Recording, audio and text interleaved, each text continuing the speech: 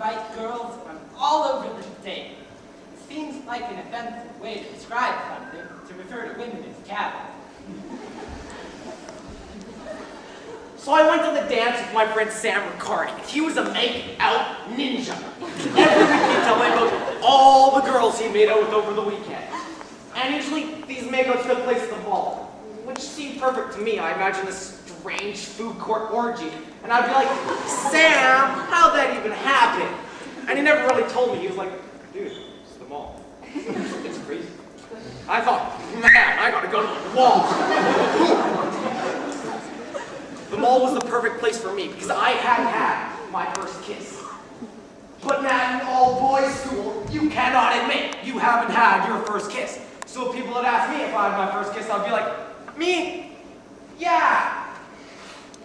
Totally. So I was living this lie, terrified that one of these days someone was going to call me out on it. They'd be like, so, what's it like? And I'd be like, it's, like eating an ice cream cone. No big, no, it's not. It's like licking a rock and roll. Oh man, throwing frozen dessert now. So, I'm dancing with this girl, Sandra. And I think we both know that making out is about to take place. Maybe it's her, noticing me, staring at her mouth. I have mine on hers, and it's smooth, and I'm teeth bumping away. And we're fast dancing, which is really hurting my case. And I know she's thinking, if he's this bad at dancing. So her interest is waning. But I'm saved. A slow dancing song, Stairway to Heaven. And I know I have exactly 8 minutes to climb those stairs. It was the unknown that terrified me. Literally terrified me. I was like, what if there's some unknown movement we can't do in there like that? Just swap tongues for a second. Or your tongue, press the button on the other person's tongue. After someone's like, did you press the button? I'm like,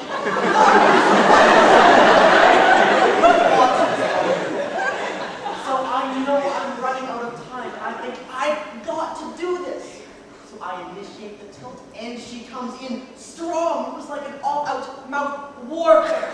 Sandra had artillery. She had braces. It was like a dog eating spaghetti with the fork. As this is happening, all I can think is, I'm not alone. I'm not one of those losers who hasn't had their first kiss. After this, I can make fun of those guys. So afterwards, Sam asked me how'd it go, and I was like, it went pretty well actually. As the days went on, I started thinking, it went much better than it actually had. Like, that was great. I am great at this. This could work.